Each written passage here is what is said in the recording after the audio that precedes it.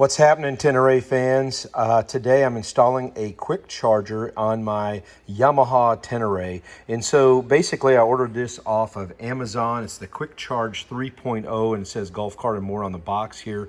And you know, I don't know, it was a generic brand. I don't even know who makes these, but had really good reviews. Seen a few other people install them as well. And so here's what the unit actually looks like, and it fits in the cigarette lighter socket on the right-hand side of the bike, and I'll show you that in a minute.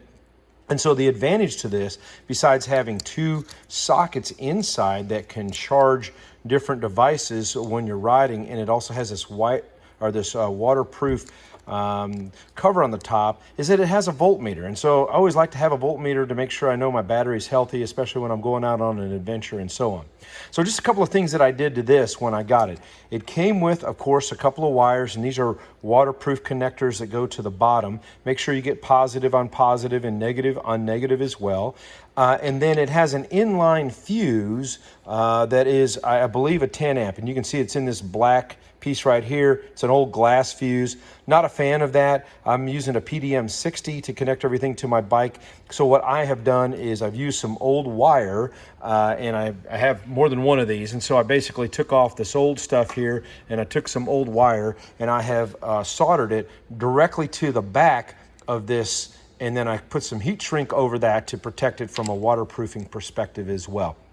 So that's what I did to prepare this to install it. You don't have to do that. I just don't like having an inline fuse at a point on the bike when I'm wiring something up that I cannot get to.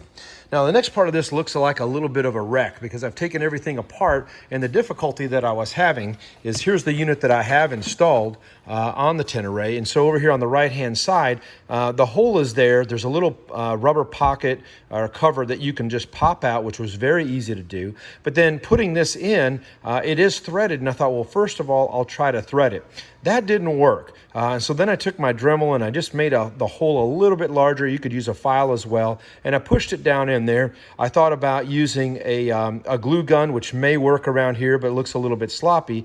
And of course, it comes with its own little nut, this plastic nut. And so I wanted to put the nut on there just to make it as most secure as possible. You know, these things always wind up starting simple and then they wind up being more difficult. As a result, though, I had to remove the windshield. I had to remove the other 2 or 4 bolts that held on my headlight protector. And then behind that, I had to take out 6 bolts inside, or actually 4 bolts inside of here. This one down here, this one up here, and then the same 2 on the other side. After you take those 4 out, you want to also take out the GPS bar that goes across. It's just a 5 mil Allen that goes in there. I think these are all 5 mils. Then you can take these 2 bolts here, and I just have them resting here on the back of the instrument cluster, out as well, and they fit right here. And so I back those out slowly, and then you lift up on the cluster and you pull it back. You want to be very careful with it. I'm assuming I could unplug it. I don't want to do that. I've just been very careful in how I'm maneuvering this around to get it out. Then what I did is I removed the plastics from the side. There's various bolts throughout all of this, and of course the quarter turns on the inside of this here that had to be removed as well. I took all of that off, and now the headlamp removed. So the headlamp reveals the inside here where I wanted to wire everything up. And I think you can see right up here is where I put on the plastic ring. Pushed it up there really good. As I mentioned, I soldered connections to this, and then I put heat shrink over each one individually, and then I put this larger heat shrink under this as well. Now, the nice thing about doing this the right way, and I really didn't want to take this whole bike apart on the front, is that I can see how they did this cigarette lighter that comes with the motorcycle, and this is just a 2 amp, but they have it nicely routed through a little cable routing over here that goes along the back of the motorcycle, or excuse me, along the side of the motorcycle on the other side. And then it goes on back to the battery or to the wiring harness and all that jazz. So I'm going to take that and I'm going to do that. Now, I will say that I bought from Camel ADV. Oh, I bought from Camel ADV the anti-bobble bars, and so I've mounted my Garmin Zumo GT or XT, excuse me, to that, and I've got the wiring for that here as well. And so I'm going to wire that through this same little connection on the side, run down the side here, find out my routing. I'll probably use some heat shielding to go around everything just to keep it nice and cool if it's going to go next to the engine, which I'm assuming that it will. These connectors that I took off go to the blinkers. While I have it apart, I am going to replace the big pumpkin blinkers with some blinkers that look like these on the back, these little spear blinkers, which I like a little bit better styling. This is a tidy tail from Camel ADV as well. A little bit of a job to install that, but it sure does look good. I'm just waiting on my actual license plate to come in.